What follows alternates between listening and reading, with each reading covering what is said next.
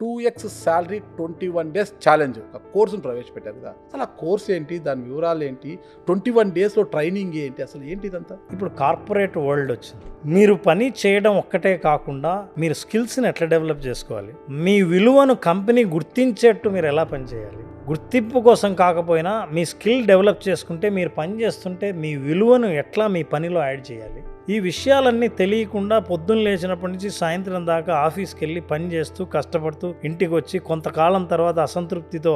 నన్ను గుర్తించలేదు, నా గుర్తింపు రాలేదు, జీతం కూడా పెరగలేదని అసంతృప్తికి ఫీల్ అయ్యే బిలో మిడిల్ క్లాస్ ఎంప్లాయీస్ చాలామందికి ఒక గైడెన్స్ అందించాలని, ఏ ఏ అంశాలను వాళ్ళు పరిశీలిస్తే వాళ్ళ కెరీర్లో గ్రోత్ ఉంటుంది, శాలరీ పెరుగుతుంది, పెరగడానికి వాళ్ళు అర్హతను సంపాదిస్తారో ఆ విషయాలన్నీ నేను పనిచేస్తున్నప్పుడు నా పక్క ఎంప్లాయీస్లో ఉన్న బలహీనతలు ఏంటి, కొంతమంది బాగా ఎదగడానికి వాళ్ళలో అబ్జర్వ్ చేసిన అంశాలే, సైకాలజీ బ్యాక్గ్రౌండ్ కూడా ఉండడం వల్ల ఇదంతా అనలైజ్ చేసిన తర్వాత నాకు అర్థమై ఒక కోర్స్ డెవలప్ చేసి వాళ్ళు 5 ఏళ్ల కాలంలో ఎక్స్పెక్ట్ చేసే గ్రోత్ను అతి తక్కువ కాలంలోనే సంవత్సరంలోనో 2 ఏళ్లలోనో సాధించగలిగితే ఖచ్చితంగా అది మనం చేసే సామాజిక సేవే కదా.